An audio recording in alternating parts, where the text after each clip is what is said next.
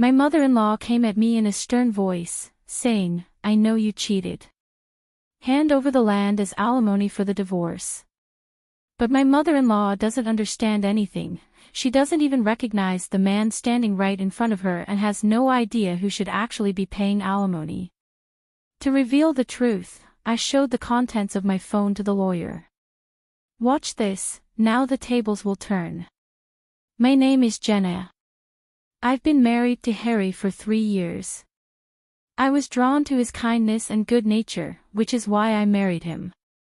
As an only child, Harry was doted on by his mother, and it turns out he has a lot of spoiled habits.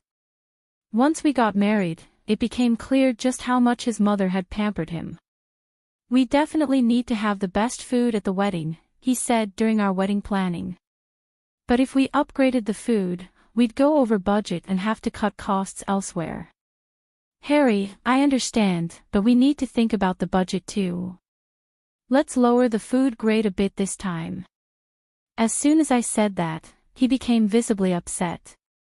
My mother-in-law, Charlotte, noticing his displeasure, quickly intervened.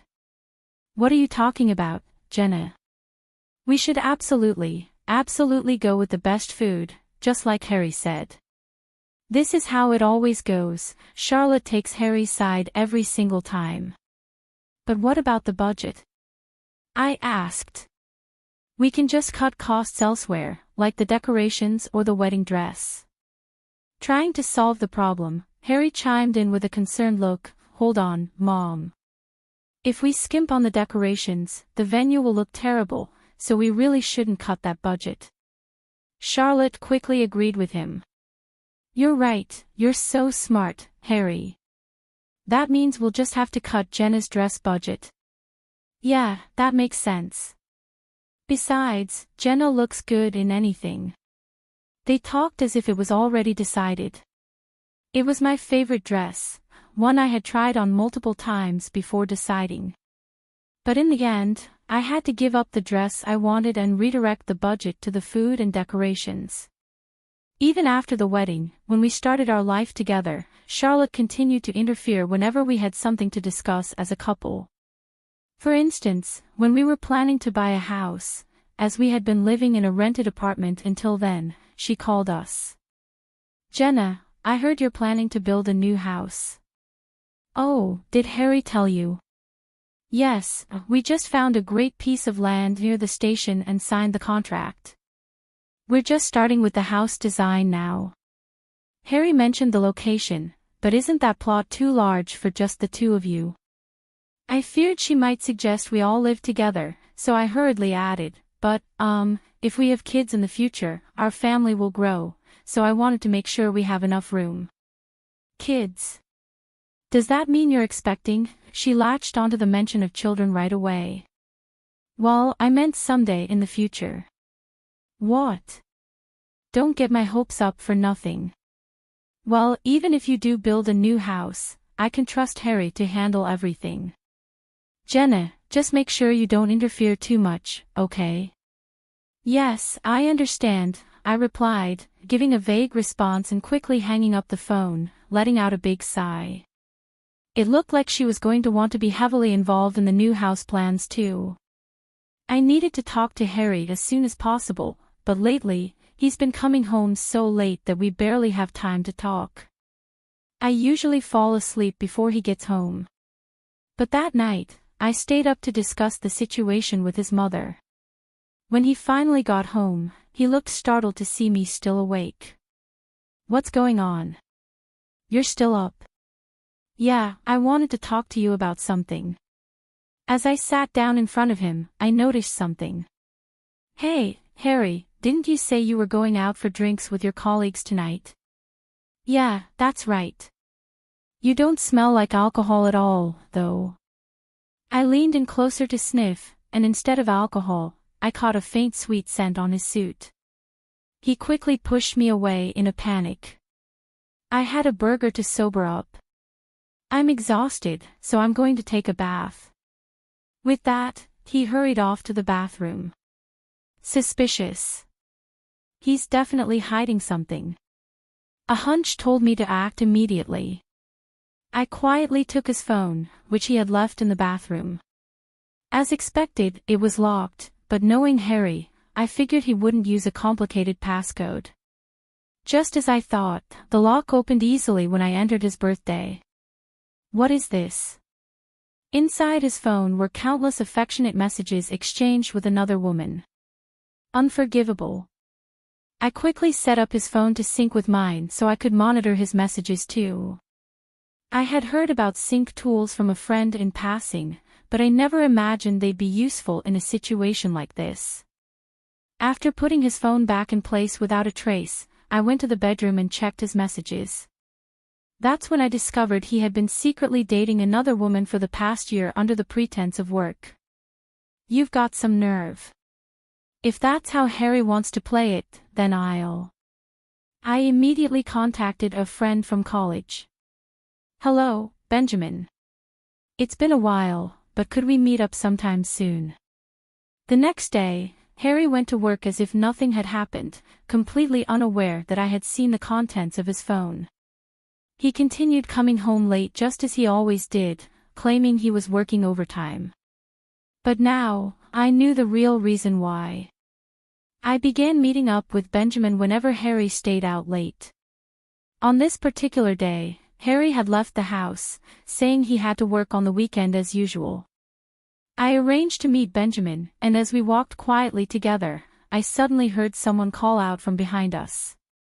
It was my mother-in-law, Charlotte. Charlotte, what are you doing here? That's my line. What are you doing here? Who is this man?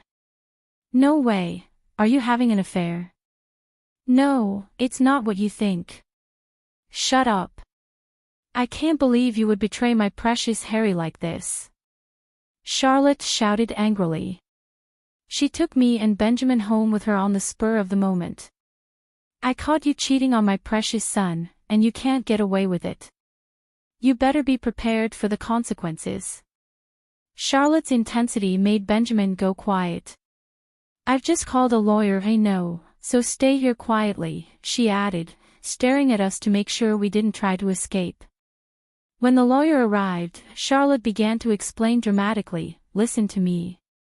My daughter-in-law was having an affair with this man in broad daylight. How ungrateful can she be with a husband as fine as my son? The lawyer looked at Charlotte calmly and asked, how can you be sure this is definitely an affair? Charlotte responded with conviction, they were on a date together, and I saw them near the station. It's obvious they were sneaking around, wearing hats and sunglasses. Near the station. Well, that does not conclusively prove cheating, the lawyer said. What? Why not? Charlotte demanded. For a moment, she looked disheartened, but then her eyes brightened as if she had just thought of something. Jenna, show me your phone. What? I replied, bewildered. There must be evidence on your phone. Show it to me. Charlotte insisted. She snatched the phone from me and handed it to the lawyer. I felt cornered but resolute. I turned to my lawyer and said, I'm not going to let them get away with this. Okay, I understand, he said. You can examine all the contents of my phone. We have nothing to hide, I stated confidently. I handed over the password to my lawyer and asked him to review the contents.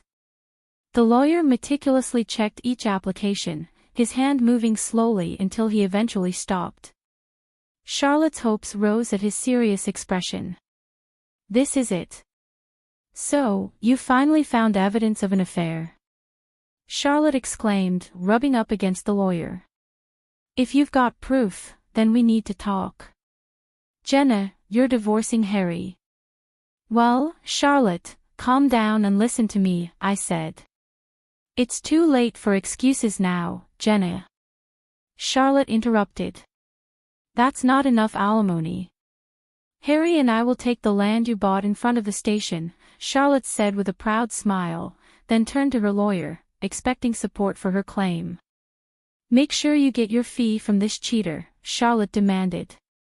But the lawyer hesitated, clearly uncomfortable. No mercy. Cheating on your spouse is the lowest thing a person can do. We're not reducing the alimony by a single cent. That's not the case here, the lawyer interjected. It's not your daughter-in-law who's been unfaithful, it's your son.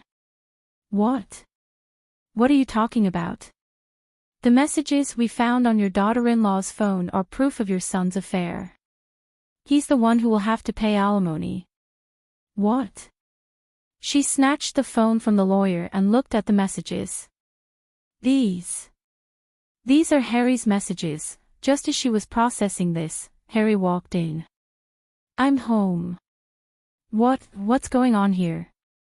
He froze in shock, seeing his mother and two strangers in the house. Charlotte approached him, holding my phone. Harry, what is the meaning of this? Isn't that Jenna's phone? Why are my messages on it? So it really was you who sent these? No, wait, Jenna, it's not what you think. He tried desperately to explain, but it was already too late. He continued to defend himself, saying, I was just messing around. Ever since we got married, Jenna hasn't respected me, and these messages were just a way to relieve stress. This isn't proof of an affair. As usual, Charlotte quickly took his side. That's true. Harry has been under a lot of stress from work. He's practically the victim here. Exactly. And who are these people, anyway? Charlotte suddenly remembered the situation and said, That's right. Forget about those messages. I caught Jenna in the act with this man. She's the one who should pay alimony. Harry, you should divorce her immediately, and we'll build a house on that land and live together. I couldn't believe what I was hearing. Ha! Charlotte, how blind can you be? Excuse me, I pointed at the messages. They made plans to meet and even discussed what happened afterward in those messages. How can you not see that your son is the one who's been cheating? So what? That doesn't give you the right to cheat too. Even if Harry did cheat, you're just as guilty. Unlike Harry, I have nothing to hide. Then who is this man? You wouldn't be sneaking around in disguises if you weren't cheating. You're wrong. He's a private investigator. We went to college together, and he's been helping me gather evidence of Harry's affair. Finally, Benjamin spoke up. Ideally, I should have done the investigation alone, but Jenna insisted on seeing the affair with her own eyes. Since getting spotted by her husband would have blown our cover, I had her wear a disguise. Normally, private investigators don't use such obvious disguises. Hearing this, Harry turned pale. A private investigator? How long have you been watching me? I looked at Harry and said, Since the day you came home smelling like perfume. That's when I checked your phone and confirmed the affair. But no matter how many messages I collected, they weren't enough to be definitive proof, so I asked Benjamin to help me catch you in the act with your lover. I pulled out several photos of Harry from my bag. Thanks to that, I've gathered plenty of evidence. With these, we can prove the affair, right? I turned to the lawyer. The lawyer, suddenly addressed, quickly regained his composure and answered, Yes, with these photos and the messages, there's no way to deny it. So, we can file for divorce and demand alimony, right? Absolutely. Wait. Don't talk about alimony like that, we're still husband and wife, aren't we? I immediately cut him off. You're the one who betrayed me and had an affair. I can't stay married to you. You're really going to throw away our marriage over one mistake? Harry pleaded desperately. Mom, say something. His mother, of course, sided with him. That's right. A marriage shouldn't be so easily broken. You're overreacting, Jenna. Divorce over an affair. That's ridiculous. Overreacting? I asked incredulously. Just a moment ago, you said that cheating on a spouse is the lowest thing a person can do. why don't you tell Harry the same thing? Well, everyone makes mistakes sometimes, Charlotte stammered. Mistakes? I shot back. Do you really think that excuses it? I fully agree with what you said earlier, cheating is despicable. After the divorce, I'll be taking the land as part of the alimony. Wait. That land belongs to me and Harry, she protested. Didn't you say that the land wouldn't even cover the alimony? Since the lawyer is already here, let's have you sign an agreement right now. I want a legally binding document to make sure there's no escape, I stated firmly. Charlotte, trapped by her own words, fell silent. Harry, seeing his mother unable to speak, started to panic. Mom, why aren't you saying anything? You're supposed to be on my side, he cried out. I looked at Harry and firmly told him, don't think your mom can always protect you. It's time you took responsibility for your own actions. Realizing he couldn't rely on his mother, Harry suddenly turned to me for support. Jenna, I was wrong. You've opened my eyes. From now on, I won't rely on my mom anymore. Let's start over, he pleaded, desperation creeping into his voice. Excuse me. I replied, incredulous. What on earth are you thinking? I didn't go through all the trouble of disguising myself and gathering evidence just to wake you up. I did it to make sure the divorce goes smoothly. I collected evidence to ensure I get the alimony you owe for your affair. So, you don't love me anymore? He whispered, his voice breaking. Of course not. How could I love someone who cheated on me and betrayed my trust? I said coldly. I then turned to the lawyer and asked, by the way, do you happen to have a divorce form with you? The lawyer, a bit surprised, replied, well, yes, I do. When your mother-in-law asked me to come today, she told me to bring one for you to sign.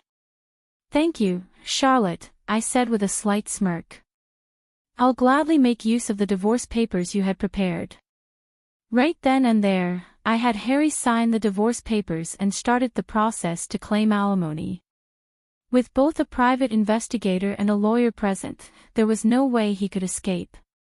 I immediately went to file the divorce papers, and under the lawyer's supervision, completed the transfer of the property title.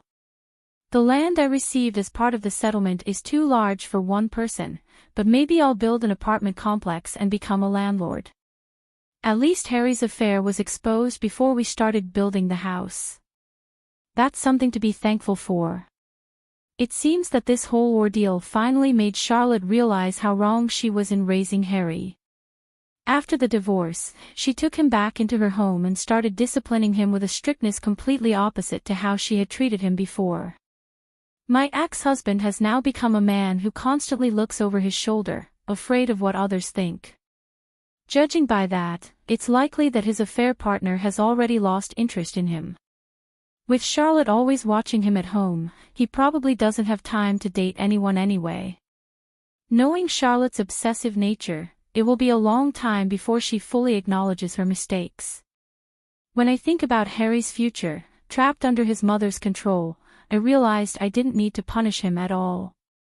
As for me, this experience has brought Benjamin and me closer. Having seen the darker sides of people, Benjamin has found it hard to trust others, which is why he hasn't married yet.